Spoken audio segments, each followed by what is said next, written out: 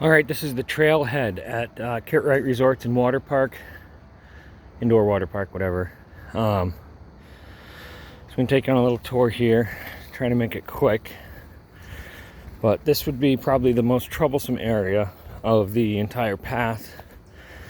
It's a decently steep downhill, so it could be a little tricky on wet days. But I've been assured there'll be golf carts for those who feel unsafe moving up and down this to get them to the beginning of the course. So that issue's already been resolved. It's a beautiful place. This isn't on an old golf course. This is one fairway that we're going to be walking around. It's a loop, similar to Great Britain, but not. You'll see it here in a minute. It's just, again, the trailhead getting us up to where the trails start. But there you have it. Little fairway.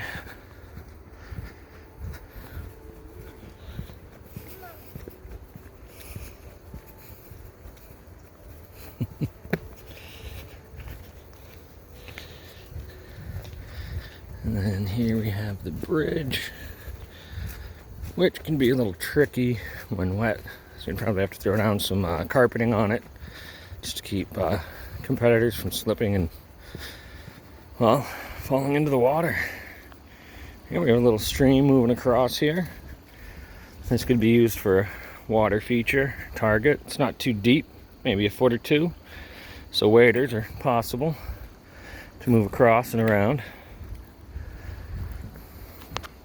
And then here we have the start of the trail. So there is a bit of elevation here as we move along. To the left, great place for a crony station under that big tree right there. You'll see that on the way around. I'm gonna move to the right here. This is where I figure we should start the course, just around the corner here. Shooting out to the right the whole time.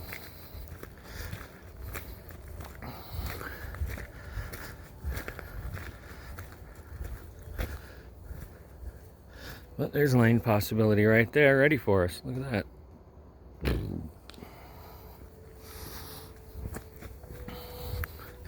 But again, nice wide paths. I'd say 5 or 6 feet wide. Plenty of room to get people around each other. Easy access to the woods, both right and left. So that's a little mound. The fairway is going to come up again. But not too much underbrush, brambles and whatnot to do target setups with. Very little actual cutting involved, considering how clean it is.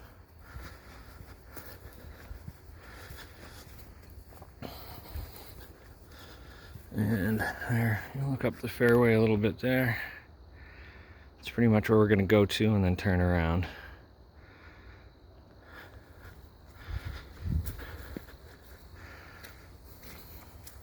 Any little spots like that one back there can get filled in. You'll see that done further along.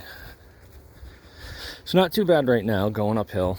It does start getting a little tougher a little further forward, but I think I have a solution for that as well. Here's another nice spot where we can set up some lanes, picnic tables, a little refreshment area. I like this little feature. Little gully here we could get some cross targets down into, or cross onto the field there. That's at least out at 50 meters. Again, not shooting in this direction because we'll have more shooters on the other side of this fairway shooting.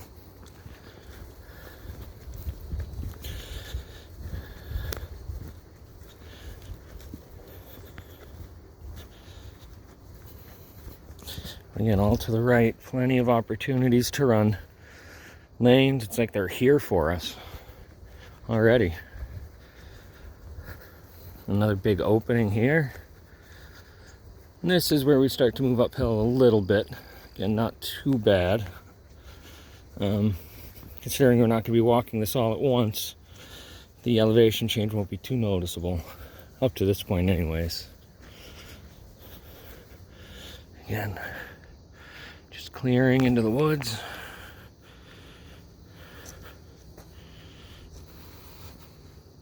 Just trying to keep the sun out of that for you so you can see it.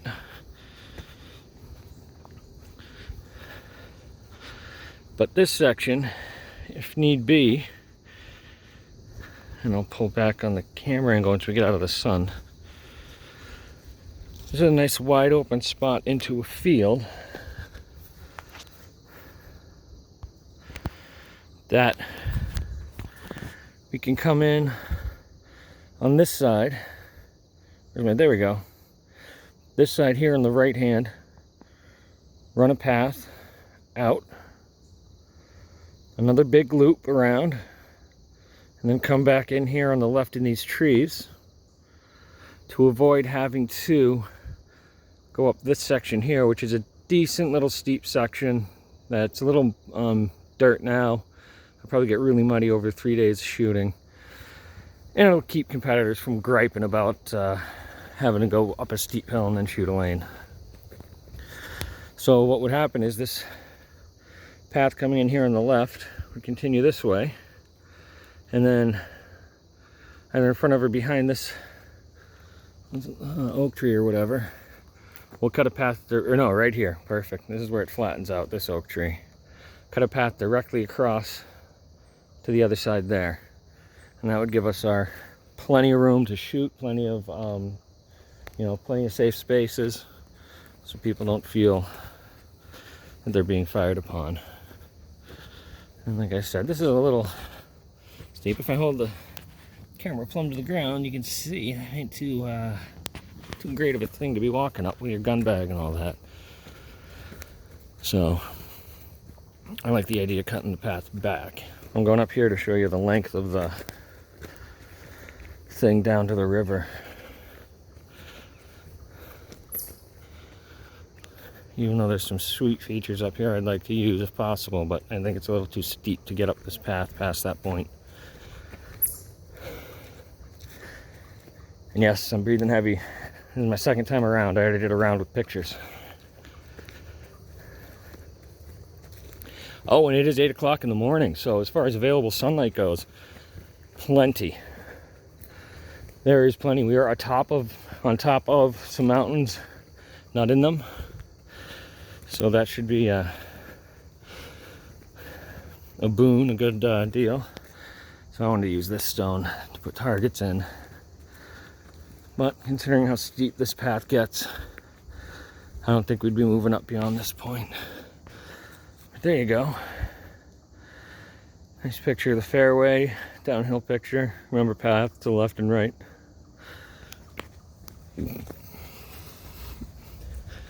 Pardon any indigestion, I did just eat breakfast. But coming down this path here, again, a little steep. So I wouldn't recommend this portion of the path of the trail be used. You can all figure this out during the course design. I'll have some people come up and start laying it out if we use this location. But once we get to the end of the steep part here, we have a little treat.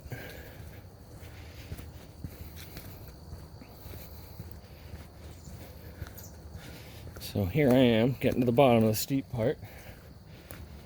And I'll point out that big oak tree that I showed you before first, where we can run the path across.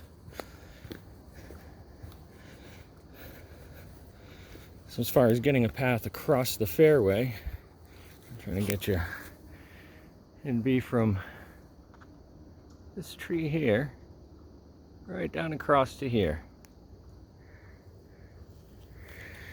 And that opens us up into the spooky woods. This is the little treat, because now we're on level ground. Again, nice wide open paths. Plenty of room for people to move past each other, especially when we make this part of the shooting lanes. We can get 2 sets of lanes here. Get ourselves some sick uphill shots this way,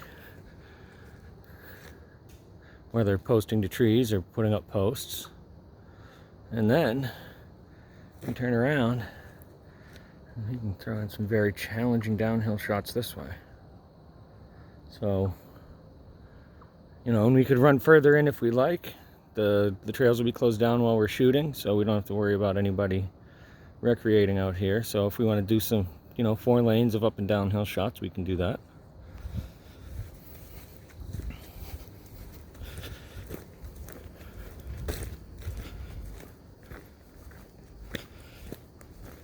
So remember, we're coming around from the right. We're going to continue down this way, but I just want to remind you that up this way, that's in the steep section where I wouldn't recommend we hold the match. As nice as it is and challenging as it would be for competitors, I think it's just a safety issue. So we'll keep them on relatively low inclines and slow declines. Okay, turn into our right again, shooting out in this direction. We have some more downhill possibilities for different lanes. Even across gullies again. This one's a little bit steeper. Let's see if I can get a better picture of it. Yeah, so you can kind of see from like, where's my finger? Right under my finger to right under my finger again, there's a little dip, little gully in there. Then we come across this way, and we could even do that path, you know, keep it short. Now let's see, let's get the regular view here. And my finger in the picture, there's that oak tree from the other side. I'm on a path right down there. Simple enough. Again, these paths can be widened, so if we want to add another foot to the path to make it easier for people to cross paths with each other, make a different kind of loop, it really it's no big deal if we fill the rooms. Again, some nice paths down the fairway. Target select, you know, I mean, this doesn't get much better as far as the ability to set targets with ease without having to do much brush trimming. You know, we'll just have to set eyelets in trees and stuff so we don't get crosses and snags, but that's simple enough. That's better than trimming trees.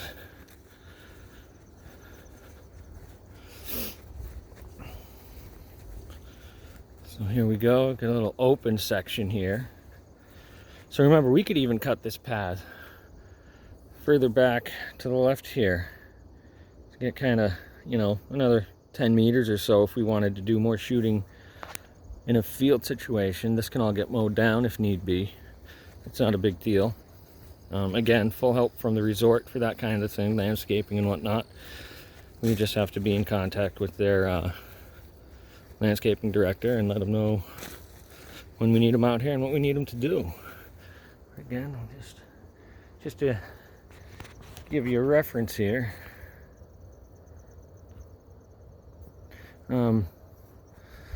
This goldenrod is about 6 feet tall here, and so it'll be a little shorter. Well, actually, no, this would be the time of year, so this would be about this tall. So we can either cut lanes into it or cut it all down.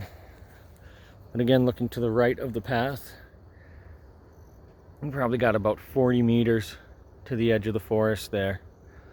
So, and then we could go that way, or we keep going down the path a little bit. And this is what I meant about the crony station under this big tree. Maybe the perfect location for it. You don't need a tent. Big, spread out so people don't get log jammed. And looking to the right.